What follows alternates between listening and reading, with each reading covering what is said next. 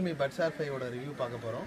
அதுக்கு முன்னாடி ஒரு சின்ன 2-3 டெக் இன்ஃபோ வந்து சொல்லிடுறேன். ஆக்சுவலாக CMF Buds Pro வந்து இன்றைக்கி மத்தியானத்துலேருந்து சேல்ஸ்க்கு வந்தது.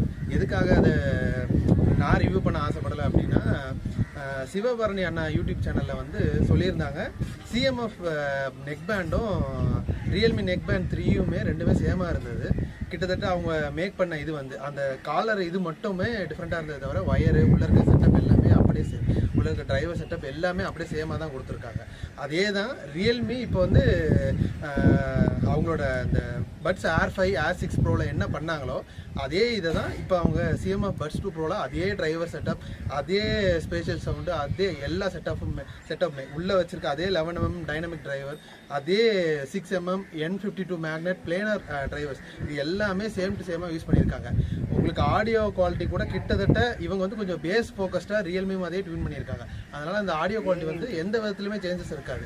அதனால் நம்ம வந்து எப்படி எடுத்துக்கலாம் அப்படின்னா, ஒரு ரியல்மி Air 5 ப்ரோவும் Air 6 ப்ரோவோட ரிவ்யூ வந்து நம்ம CMF Buds 2க்குமே அதை அப்படியே கன்சிடர் பண்ணிக்கலாம். எந்த ஒரு பெரிய சேஞ்சஸுமே கிடையாது.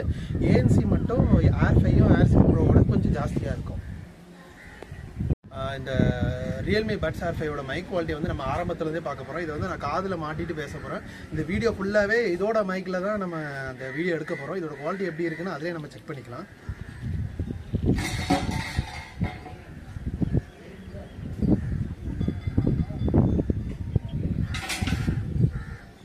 ஓகே, மாட்டினோடனே நாய்ஸ் கேன்சலேஷன் வந்து ஆக்டிவேட் ஆயிடுச்சு. ஆக்சுவலாக ஒரு நிமிஷம் நான் அதை ப்ளூடூத்தில் கனெக்ட் ஆகிருக்கேன் செக் பண்ணிக்கிறேன்.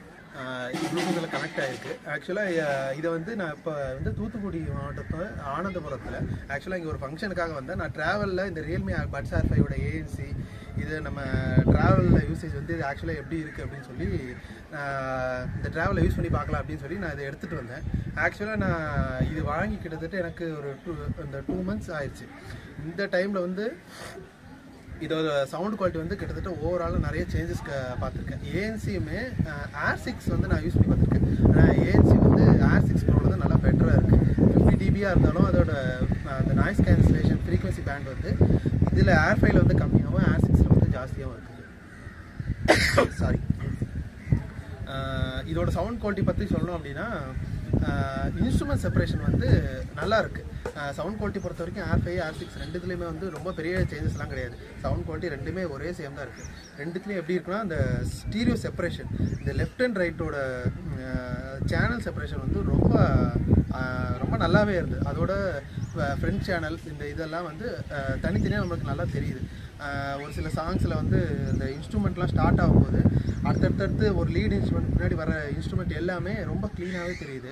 ஒரு ஃபீமேல் வாய்ஸோட இது வந்து இன்ஸ்ட்ருமெண்ட்டோட கலக்காமையும் மேல் வாய்ஸும் அதே மாதிரி மிங்கிள் ஆகாமல் ரொம்ப அழகாகவே ரொம்ப செப்பரேட் பண்ணி காட்டிச்சு. எனக்கு வந்து ரீசெண்டாக ஒரு சாங்கில் வந்து நான் கேட்கும்போது இந்த மொழி படத்தில் கண்ணால் பேசும் அந்த சாங் வந்து நான் கேட்கும்போது அதில் எஸ்பிபி வாய்ஸ் வந்து நான் ரொம்ப இப்போ ஒரு 5000 அந்த பட்ஜெட்டுக்குள்ளே கேட்ட ஐஎம்மில் கூட எனக்கு எஸ்பிபி வாய்ஸ் வந்து அவ்வளோ ரொம்ப நேச்சுரலாக இல்லை. ஆனால் இதில் வந்து ரொம்ப நேச்சுரலாக இருக்குது. அந்த ஸ்டீரியோ செப்பரேஷனும் என்ன அந்த இன்ஸ்ட்ருமெண்ட் செப்பரேஷன் இதெல்லாமே இன்னும் நல்லா சேர்ந்து அந்த சாங்கில் அந்த வாய்ஸையும் பேக்ரவுண்ட் இன்ஸ்ட்ருமெண்ட்டையும் நல்லா தூக்கி கொடுத்தது. மெயினாக எஸ்பி வாய்ஸ் நல்லா அப்ஸ் அண்ட் டவுன் வந்து நல்லா என்னால் இதில் நோட் பண்ண முடிஞ்சது. வேறு ஃபிட் இஷ்யூ வந்து எனக்கு எதுவும் பெருசாக இல்லை. ஆனால் திடீர்னு ஏதாவது ஓடணும் அப்படின்னா இந்த லூஸ் ஆகிற ஃபீல் வருது. ஆனால் என் காதுக்கு அப்படி இருக்கா அப்படி என்ன தெரியல. நான் வந்து MC ஸ்டிக் தான் யூஸ் பண்ணுறேன். ஆனால் ஒரு சில நம்ம இப்போ நார்மலாக வாக் பண்ணுறோம் இல்லை ஒரு இடத்துல ரெஸ்ட் எடுத்துக்கணும் அப்படின்னா ஒரு இந்த லைட்டாக அப்படி ஒரு சின்ன ட்விஸ்ட் பண்ணி இப்படி உட்கார வச்சோம் அப்படின்னா அந்த ஃபிட்டு வந்து நல்லா இருக்குது. வேறு இதை பற்றி எதுவும் பெரிய இஷ்யூஸ்லாம் இல்லை. பேட்ரி எக்ஸ்பெக்ட் பண்ண மாதிரி என்கிட்ட ஒரு 35 hours வந்துச்சு. அது வந்து ரொம்ப மோசம்லாம் சொல்ல முடியாது. இந்த பட்ஜெட்டுக்கு ஓகே. யாருக்கு வந்து நான் இந்த Air 5 ரெக்கமெண்ட் பண்ணுவேன், யாருக்கு இந்த Air 6 நான் ரெக்கமெண்ட் பண்ணுவேன் அப்படின்னா, இதுக்கும் ரொம்ப பெரிய ப்ரைஸ் வித்தியாசம்லாம் கிடையாது. நார்மல் டேஸில் Air 5 வந்து 3000 ஆகும், Air 6 வந்து 3300 விற்கும். இதுக்கும் ரொம்ப பெரிய வித்தியாசம் கிடையாது. அதில் LHDC சப்போர்ட் வந்து எக்ஸ்ட்ரா கிடைக்குது. ANC இன்னும் கொஞ்சம் நல்லா இருக்குது. யார் அதுக்கு போகலாம் அப்படின்னா, அதில் LHDC V5 சப்போர்ட் பண்ணுது அப்படின்னா நீங்கள் வந்து Air 6க்கு வந்து தாராளமாக போகலாம். அதில் உங்களுக்கு வந்து அந்த LHDC சப்போர்ட் சப்போர்ட் பண்ணும்போது அதோட ஆடியோ குவாலிட்டி இம்ப்ரூவ்மெண்ட் வந்து ரொம்ப நல்லாவே இருக்கும். இப்போ நீங்கள் வச்சிருக்க ஃபோனில் LHDC சப்போர்ட் இல்லை அப்படின்னா நீங்கள் Air5 Pro வாங்கிக்கலாம். ஆனால் ஆடியோ குவாலிட்டி அதுக்கு வந்து ரொம்ப இதெல்லாம் இருக்குது. ரொம்ப மைனர் டீட்டெயில்ஸ் மட்டும் Air 6ல் இம்ப்ரூவ் ஆகும். Air5ல அந்த மைனர் டீட்டெயில்ஸ் வந்து கிடைக்காது. ஏன்னா இதில் யூஸ் பண்ணுற ஏசி கூட வந்து 256 kbps வர மட்டும்தான் போகும். அதனால் ஒரு 20,000 கீழே பட்ஜெட் இருக்க ஃபோன் வச்சுருக்கோம் யாராவது நல்ல டிடபிள்யூஎஸ் ஒரு 3,000 ரூபா பட்ஜெட்டுக்குள்ளே கன்சிடர் பண்ணணும் அப்படின்னா நீங்கள் இந்த தாராளமாக இந்த ரியல்மி கன்சிடர் பண்ணலாம். உங்கள் ஃபோனில் LHDC இருக்குது அப்படின்னா கூட ஒரு 300 ரூபா ஸ்பெண்ட் பண்ணி நீங்கள் Air 6 வந்து வாங்கிக்கலாம்.